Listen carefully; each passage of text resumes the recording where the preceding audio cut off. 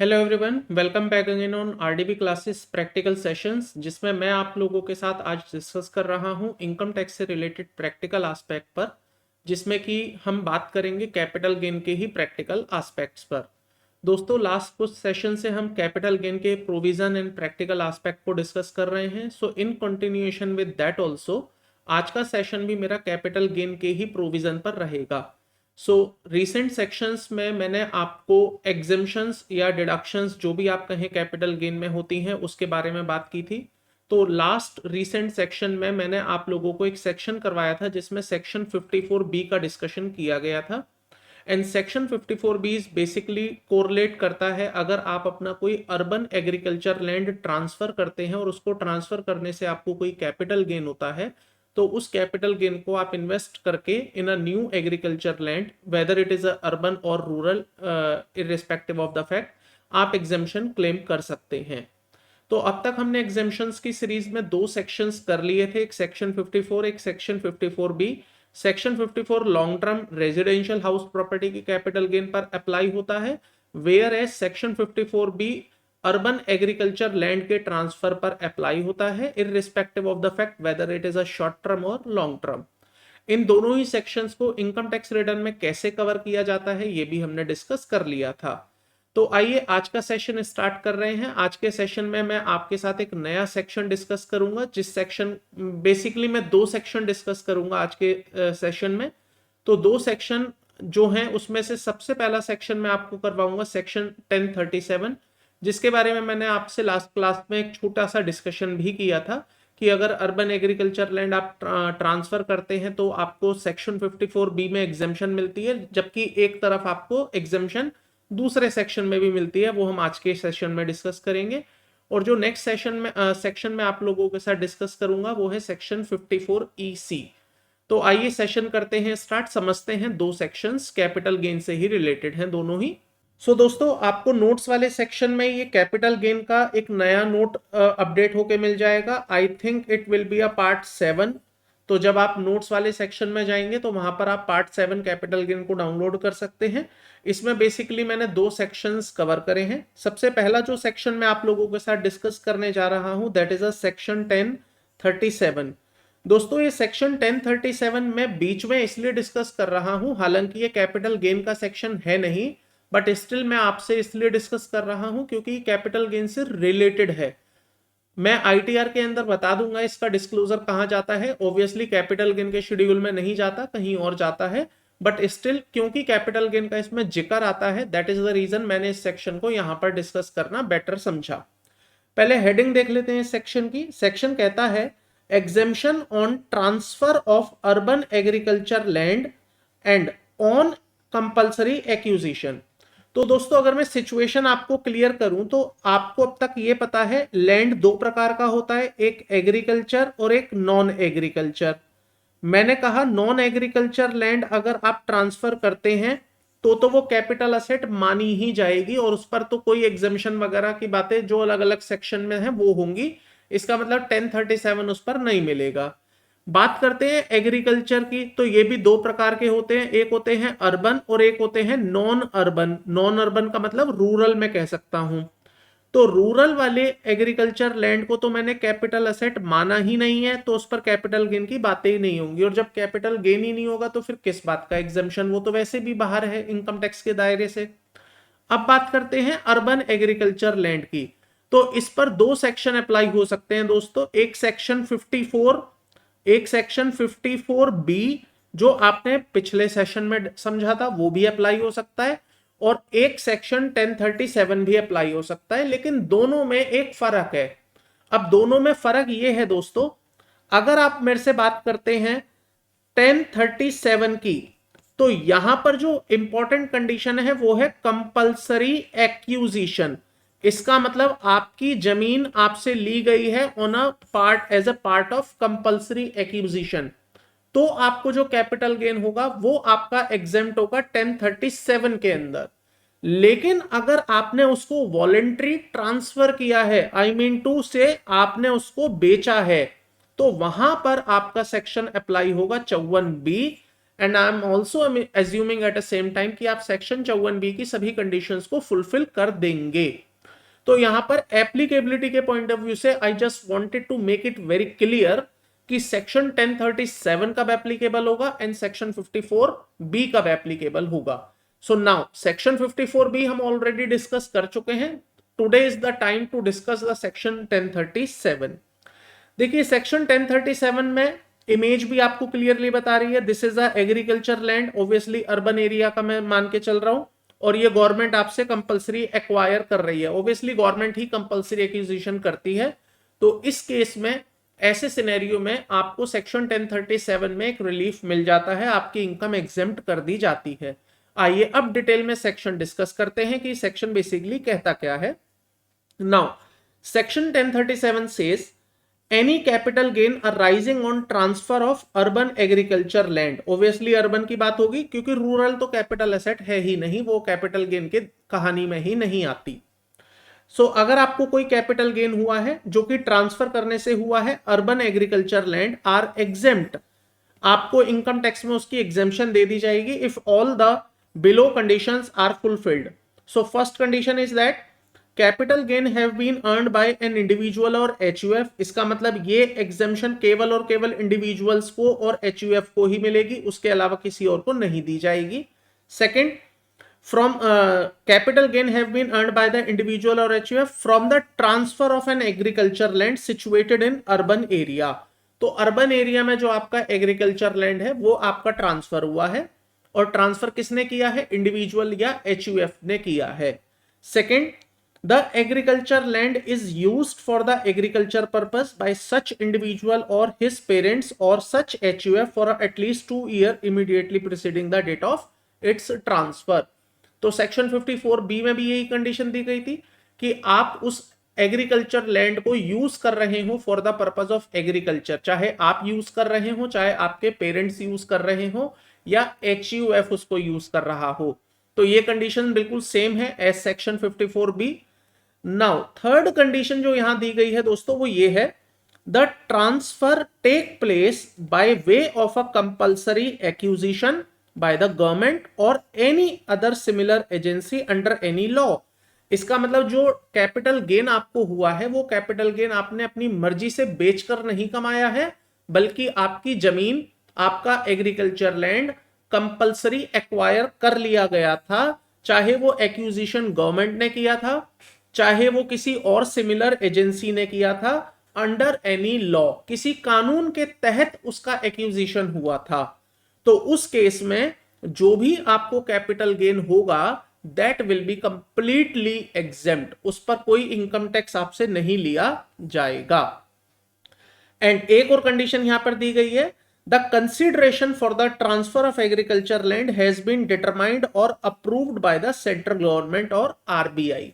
इसका मतलब जब आपकी जमीन एक्वायर की गई है तो उसका जो कंसिडरेशन आपको मिलना है, इसका मतलब जो आपको पैसे मिलने हैं, उसका कॉम्पनसेशन मिलना है, वो डिटरमाइन करेगा या तो सेंट्रल गवर्नमेंट या आरबीआई।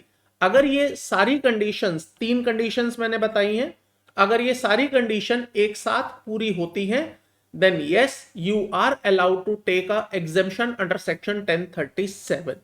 सो आई होप ये आपको एक मोटे मोटे तौर पर क्लियर हो गया होगा सेक्शन 54B एंड सेक्शन 1037 के बीच में क्या डिफरेंस है। 54B में आप अपनी मर्जी से अपना अर्बन एग्रीकल्चर लैंड बेचते हैं एंड बाद में आप एक नया एग्रीकल्चर लैंड परचेज कर लेते हैं, जबकि 1037 में आप अपनी मर्जी से बेचते नहीं है, आपकी लैंड का कंपल्सरी एक्विजिशन किया जाता है और बाद में आपको कुछ खरीदने की भी जरूरत नहीं होती है। इसमें ऐसा नहीं है दोस्तों कि आपको कुछ नया खरीदना पड़ेगा तब जाके एग्जेम्पशन मिलेगी। इसमें सिंपल सी इतनी बात है, कंपल्सरी एक्विजिशन हुआ, चाहे गवर्नमेंट ने किया, चाहे सिमिलर एजेंसी ने किया, अंडर एनी लॉ किया, और उसका कॉम्पनसेशन या तो सेंट्रल गवर्नमेंट डिसाइड करेगी या आरबीआई डिसाइड करेगी, then in that case you are allowed to take an exemption under section 1037। Now बात कर लेते हैं दोस्तों, ओरिजिनल कंपनसेशन और एनहेंस कंपनसेशन, क्या दोनों ही कॉम्पनसेशन एग्जेम्प्ट होंगे या कोई एक होगा?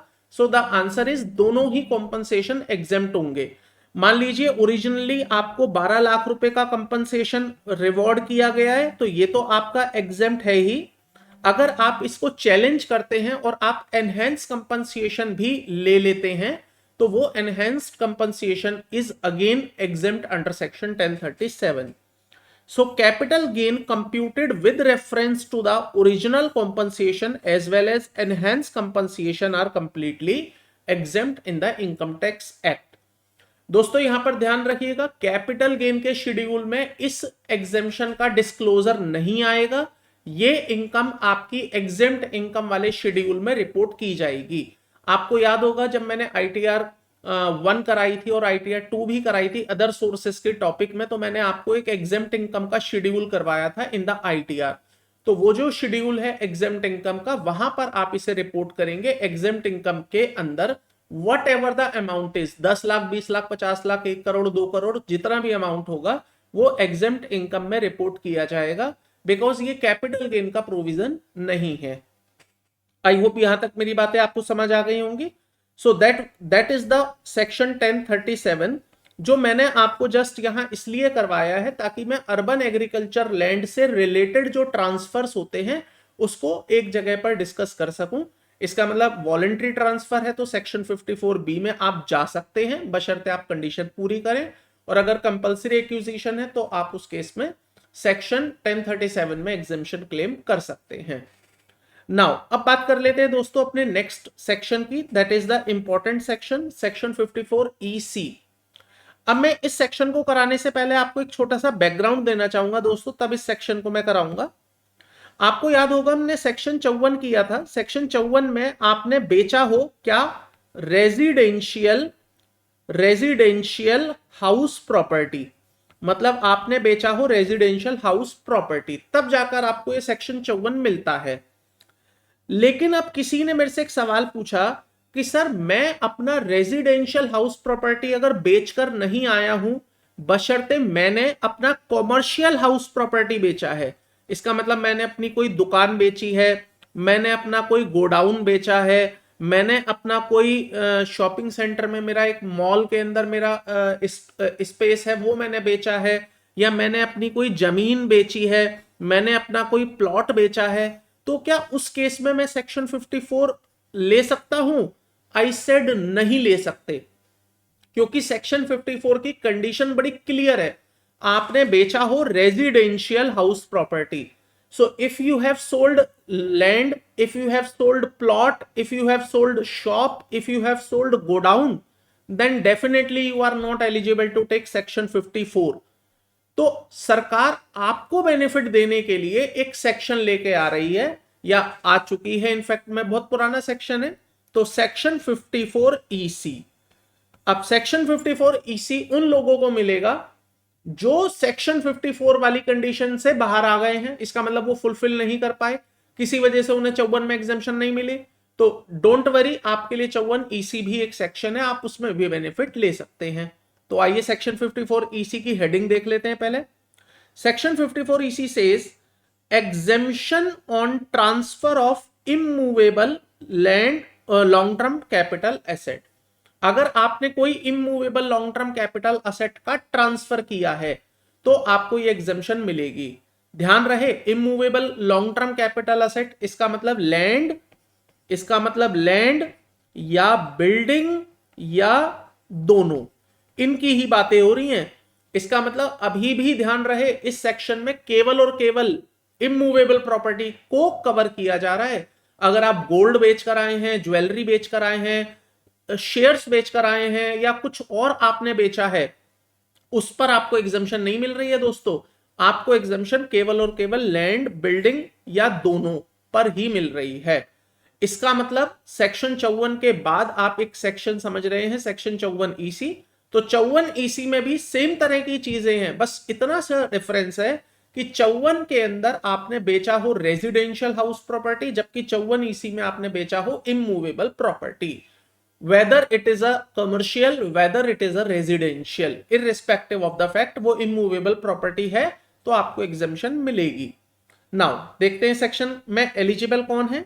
So the eligible assessee is all assessee, ये भी एक नई चीज है इस सेक्शन में, अगर आप नोटिस कर पाए। सेक्शन 54 आपको बेसिकली इंडिविजुअल और HUF के लिए ही बना था। इसका मतलब if you are an individual और एचयूएफ तो ही आप सेक्शन 54 के अंदर जा सकते थे।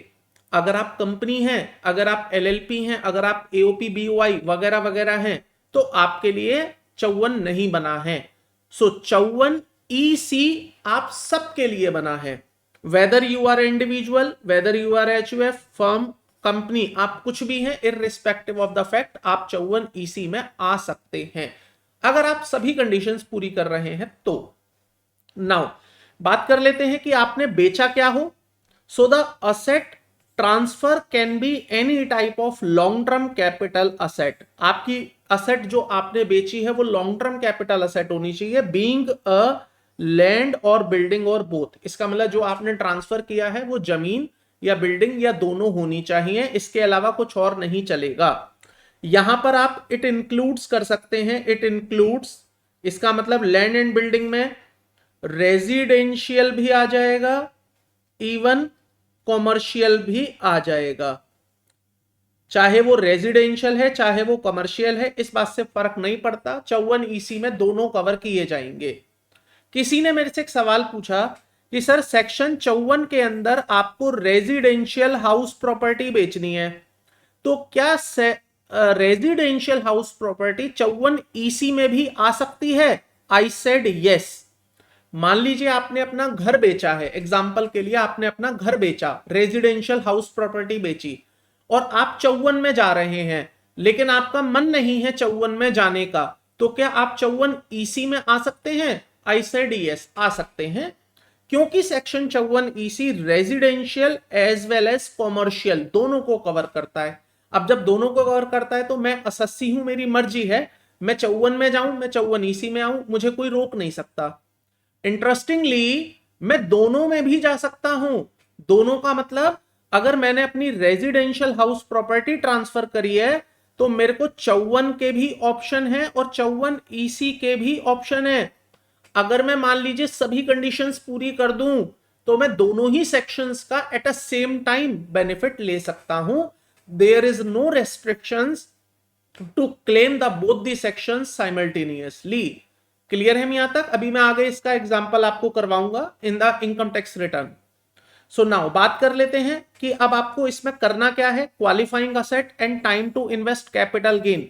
ऑब्वियसली आपको कैपिटल गेन इन्वेस्ट करना है, कहां पर करना है और कितने समय के अंदर करना है, अगर 54 ईसी में आप बेनिफिट चाहते हैं तो सरकार यहां कहती है the assessee should invest the amount in long term specified assets. एक व्यक्ति अगर 54 ईसी में एग्जेम्पशन लेना चाहता है तो उसे यह पैसा इन्वेस्ट करना पड़ेगा with in a period of 6 month. कहां पर इन्वेस्ट करना पड़ेगा? स्पेसिफाइड असेट्स के अंदर। स्पेसिफाइड असेट्स सरकार अभी बताएगी आपको कौन कौन सी स्पेसिफाइड असेट्स हैं। तो 6 महीने के अंदर अंदर उस व्यक्ति को अपना कैपिटल गेन इन्वेस्ट करना है स्पेसिफाइड असेट्स के अंदर। 6 महीने कहां से? From the date of transfer of original long term capital asset. जो भी उसकी लॉन्ग टर्म कैपिटल असेट है जब ट्रांसफर हुई उसके 6 महीने के अंदर अंदर ही has to invest that money. अब बात करते हैं स्पेसिफाइड असेट कौन कौन सी हैं। So specified long term assets are bonds. सरकार कहती है बॉन्ड्स हमारे लिए specified long term capital assets हैं। वो बॉन्ड्स 5 साल के होंगे। इसका मतलब कम से कम 5 साल वाले बॉन्ड आपको खरीदने हैं, और बॉन्ड भी कहीं के भी नहीं खरीद लेने हैं कि किसी भी कंपनी के उठा के खरीद लिए। बॉन्ड स्पेसिफाइड वाले बॉन्ड खरीदने हैं। सरकार ने स्पेसिफाई किए हैं कुछ बॉन्ड्स, जिसमें सबसे पहले है national highway authority of India NHAI के, rural electrification corporation limited RECL के, power finance corporation limited PFC के, Indian railway finance corporation IRFC के। तो ये 4 बॉन्ड्स हैं जो आज की डेट में नोटिफाइड बॉन्ड है। सरकार कहती है अगर आप इन बॉन्ड्स के अंदर इन्वेस्ट कर देते हैं with in a period of 6 month for a minimum period of 5 year, तो आपको सेक्शन 54 ईसी में एग्जेम्पशन दे दी जाएगी। दोस्तों यहां पर एक रीसेंट अपडेट है, NHAI ने अब अपने बॉन्ड्स मार्केट में बेचने बंद कर दिए हैं।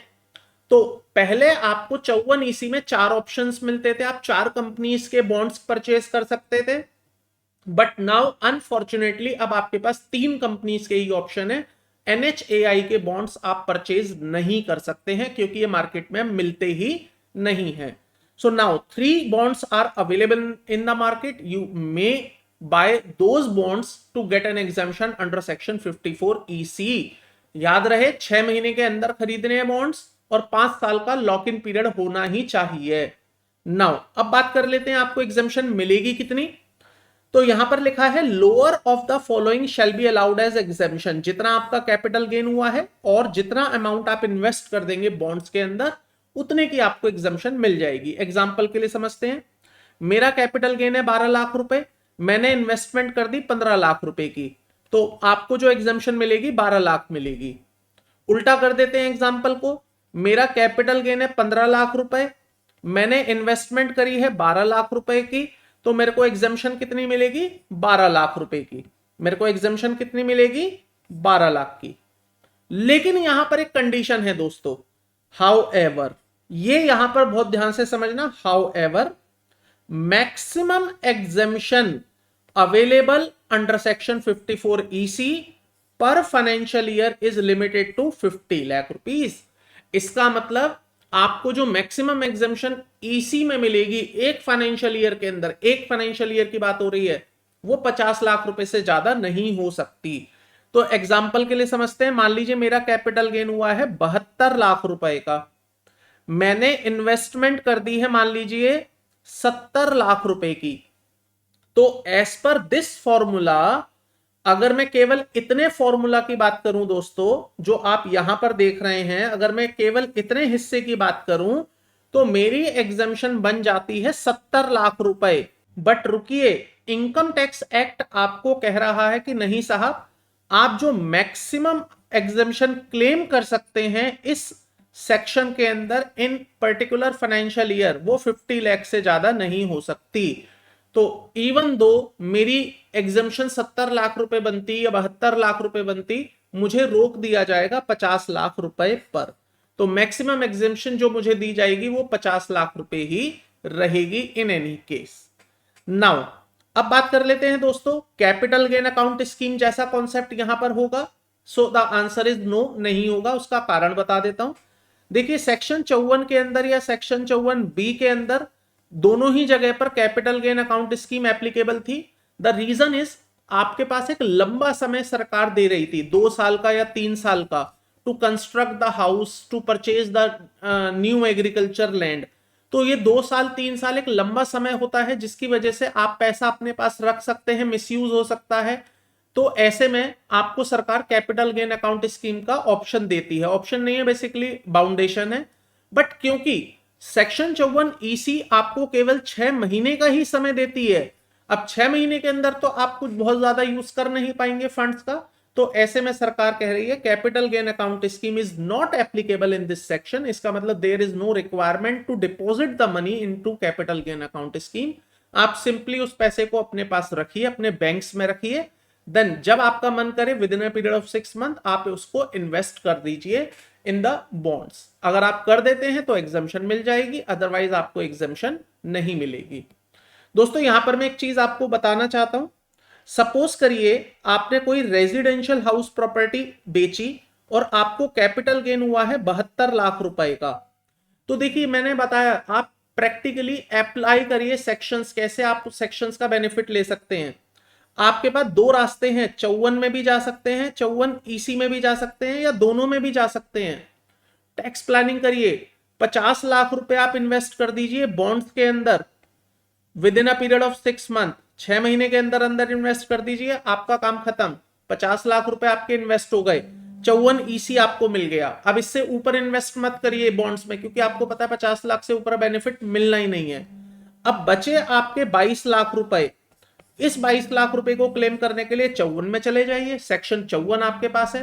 तो सेक्शन 54 में जब आप 22 लाख रुपए इन्वेस्ट कर देंगे ईदर इन कंस्ट्रक्शन और acquisition of a new residential house property, तो वहां पर आपको सेक्शन का बेनिफिट मिल जाएगा। आपको कैपिटल गेन अकाउंट स्कीम में केवल 22 लाख रुपए ही जमा कराने पड़ेंगे अगर आप चाहते हैं कंस्ट्रक्शन या एक्विजिशन करना। तो it could be a beneficial for you to go into different sections at the same time। An income tax law does not restrict you to take a 2 sections at a same time. Even अगर कहीं 3 sections का भी benefit आप लेना चाहते हैं, लीजिए, मुझे कोई दिक्कत नहीं है, लॉ को भी कोई दिक्कत नहीं है। तो इस तरह से आप यहां पर बेनिफिट्स ले सकते हैं। नाउ बात कर लेते हैं लॉक इन पीरियड की। तो दोस्तों yes, there is a lock in period. As I said 5 साल के ये बॉन्ड होने चाहिए, मिनिमम 5 साल आपको इन्वेस्ट रखना पड़ेगा। If the long-term specified asset is transferred or converted into money within a period of 5 years from the date of its purchase, the amount of exemption allowed earlier under section 54 EC shall be deemed to be a long-term capital gain. तो अगर आप 5 साल से पहले इन bonds को बेच देंगे तो आपको जो हमने एग्जेम्पशन दी थी, जितने भी रुपए की एग्जेम्पशन आपने ली थी, उतने ही रुपए को आपका deemed long term capital gain बना दिया जाएगा। दोस्तों आप लोगों के मन में अभी एक पॉइंट आया नहीं होगा, हो सकता है आ भी गया हो, मैं बता देता हूं मैं किस बारे में बात कर रहा हूं। मैंने अभी तक इस क्वेरी का आंसर नहीं किया कि जब आप लॉक इन पीरियड को ब्रीच कर देते हैं, चाहे वो सेक्शन 54 है, चाहे 54 EC है या 54 B है, तो वहां पर ये जो deemed long term capital gain होगा ये किस तरह से ITR में रिपोर्ट होगा। तो मेरे ऊपर छोड़ दीजिए, ITR में मैंने आपको याद होगा 3 शेड्यूल छुड़वा रखे हैं नीचे। वो 3 शेड्यूल में से जो ये वाला शेड्यूल है ना, वो इसी के बारे में बात करता है। तो मैं पहले आपको सारे सेक्शंस कराऊंगा, उसके अंदर ये डीम्ड वाला पॉइंट समझाऊंगा, देन ITR में इसकी एप्लीकेबिलिटी दिखाऊंगा, कैसे ITR में इसको फिल किया जाना है। तो ये deemed long term capital gain बना दिया जाएगा अगर आप 5 साल से पहले इन बॉन्ड्स को लिक्विडेट कर देते हैं या ट्रांसफर कर देते हैं या मनी में कन्वर्ट कर लेते हैं, of the year in which such asset is transfer और converted as the case may be. So that is the section 54 EC। I hope आपको ये क्लियर हो गया होगा प्रोविजन के बेसिस पर। नाउ अब हम मूव कर रहे हैं अपने इनकम टैक्स पोर्टल पर, कैसे हम इसको वहां पर क्लेम कर सकते हैं, कैसे वहां पर इसका बेनिफिट डाला जाएगा। आइएगा सीधा चलते हैं इनकम टैक्स पोर्टल पर। देखिएगा दोस्तों, ये मैं आ गया हूं कैपिटल गेन के शेड्यूल पर विद इन ITR। यहां पर obviously section 54 EC is applicable on immovable property, तो ये आपको केवल यहीं पर दिखाई देगा और बाकी जगहों पर EC भी नहीं दिखाई देगा। जैसे मैंने सेक्शन 54 B आपको बोला था, वो भी नहीं दिखाई देगा, 54 भी नहीं दिखाई देगा इनफैक्ट। तो 54, 54 B और 54 EC ये 3 सेक्शंस आपको इसी के अंदर दिखेंगे और कहीं भी आपको देखने को नहीं मिलेंगे। सो नाउ अब यहां पर मैं सेलेक्ट करता हूं land and building, and obviously ये शॉर्ट टर्म में भी आपको देखने को नहीं मिलेगा, ये केवल और केवल लॉन्ग टर्म कैपिटल असेट के अगेंस्ट ही मिलता है। तो अगर आप देखना चाहें तो शॉर्ट टर्म को सेलेक्ट करके एडिट पर जाइए। एडिट पर जाने के बाद आपको यहां पर सेक्शन 54 B दिख रहा है, क्योंकि 54 B आपको शॉर्ट टर्म पर भी मिल जाता है, इसके अलावा कोई और ऑप्शन आपको यहां नहीं दिख रहा है। तो ये आपको देखने को मिलता है दोस्तों लॉन्ग टर्म के अंदर। अब मैं लॉन्ग टर्म वाले इस पर जाता हूं, आप देख सकते हैं यहां पर मैंने लॉन्ग टर्म कैपिटल गेन 60,000 रुपए का डाला हुआ है। मैं अगेन इसको डिलीट कर देता हूं। डिलीट करने के बाद यहां पर सिंपली आप एक नए सिरे से यहां पर नया डेटा ऐड कर पाएंगे। मैं यहां पर ऐड अनदर पर क्लिक करके लॉन्ग टर्म बनाने के लिए पीरियड ऑफ एक्विजिशन 24 महीने से पुराना ले लेता हूं। लेट से मैंने 1 जनवरी 2020 को कोई प्रॉपर्टी परचेज करी थी and I have transfer this property 31 दिसंबर 2022 को मैंने बेच दी। देन कैलकुलेट किया 35 months 31 days since it is a long term. तो यहां पर मैं इसको सिंपली ऐड कर देता हूं। ऐड करके मेरे से पूछेगा कितने में बेचा। एग्जाम्पल के लिए मैंने 62 लाख रुपए में या 82 लाख रुपए में मैंने बेचा है। What is the SDV, again same ले लेता हूं 82 lakh. Then cost of acquisition मांगेगा तो मैं 20 लाख रुपए की कॉस्ट ऑफ एक्विजिशन ले लेता हूं और इंडेक्स करके इसने 22,90,000 रुपए वैल्यू निकाल ली। देन इंप्रूवमेंट नहीं है, जीरो कर दिया। Expense on transfer is again zero, कुछ भी नहीं है। तो यहां पर मेरा 59,09,343 रुपीज का कैपिटल गेन हो गया। अब दोस्तों इस कैपिटल गेन के अगेंस्ट देखिए मेरे पास क्या क्या रास्ते हैं। 54 है अगर मैं कंडीशन पूरी कर पा रहा हूं तो, या 54 B है अगर कंडीशन पूरी है तो, या फिर मेरे पास एक नया सेक्शन है 54 EC बॉन्ड्स के अंदर I can make a investment. अगर मान लीजिए मैं इस कैपिटल गेन के अगेंस्ट 54 EC क्लेम कर रहा हूं तो मैं कैसे डालूंगा डेटा। एड अनदर पर जाना, यहां पर 54 EC मिलेगा और वो अमाउंट डाल देना जो आप एग्जेम्पशन क्लेम कर रहे हो, but make sure exemption can not exceeds 50 lakh rupees, exemption 50 lakh से ऊपर नहीं हो पाएगी। तो इमेजिन करते हैं मैंने क्या किया, 9,09,343 रुपए तो मैंने कैपिटल गेन अकाउंट में जमा करवा दिए, ये सोचकर कि मैं 54 क्लेम कर लूंगा, और 50 लाख रुपए के मैंने बॉन्ड खरीद लिए ये सोच के कि इसी का बेनिफिट ले लेता हूं। तो 50 लाख रुपए तो दोस्तों यहां डल जाएगा, और अगेन ऐड पर जाकर सेक्शन 54 सेलेक्ट करना है और बाकी बैलेंस आप वहां डाल दीजिए। इफ यू आर डिपॉजिटिंग और investing that money in the same specified nature as per section, अगर आप कंडीशन पूरी कर रहे हैं तो आप एग्जामिशन 2 भी एक साथ क्लेम कर सकते हैं। मैं आपको करके दिखा रहा हूं। 9,3 कितना बचेगा, 9,09,343, तो ये अमाउंट मैं यहां डिपॉजिट कर देता हूं और बाकी मैं 54 इसी में बेनिफिट क्लेम कर रहा हूं। जैसे ही मैं ऐसा करता हूं तो आप देख सकते हैं my capital gain is now 0। अगर सर मैं ऐसा ना करके 9 लाख रुपए में से केवल 5 लाख खर्च करूं कैपिटल गेन अकाउंट स्कीम में जमा कराने में 54 का बेनिफिट लेने के लिए, तो क्या होगा, the 4 lakh will become taxable now. अगर मैं कुछ भी ना करूं तो पूरा का पूरा 9,09,343 विल बिकम टैक्सेबल नाउ। तो आई होप ये आपको क्लियर हो गया होगा कैसे आप 2 सेक्शंस का एक साथ बेनिफिट ले सकते हैं। तो अब सिंपली मैं यहां पर 8 लाख रुपए मान लीजिए खर्च कर देता हूं एक नए मकान में, तो 1,09,343 इज नाउ बैलेंस। अब अगेन मेरे को यहां पर नाम देना है जिसको मैंने बेचा, पेन नंबर बताना है उसका, पेन नंबर के बाद फिर मुझे बताना है उसका आधार, परसेंटेज कितने में बेचा, 82 लाख रुपए में, एड्रेस बताना है, देन उसके बाद मुझे पिन कोड देना है और इसको कर देना है सिंपली ऐड। अब दोस्तों ऐड करने के बाद जब आप इसको अगेन ऐड पर क्लिक करेंगे तो यहां पर आपका लॉन्ग टर्म कैपिटल गेन आपको देखने को मिलेगा 1,09,343। बट काम खत्म नहीं हुआ है, काम आपका अब यहां एक और है। जो आपने डिडक्शन हमसे मांगी है सेक्शन 54 और 54EC दोनों में ही, उसका आपको यहां पर डिटेल देना होगा। तो क्लिक करेंगे यहां पर, क्लिक करने से पहले मैं इन दोनों को डिलीट कर देता हूं ताकि मैं नए सिरे से आपको डेटा ऐड करना बता पाऊं। ऐड डिटेल पर जाइए, यहां पर सेक्शन 54 डालिए। 54 में आप बताइए कि आपने अपनी असेट कब ट्रांसफर करी, तो मैंने ट्रांसफर करी थी 31 दिसंबर 2022 को, मैंने वो डेट ली।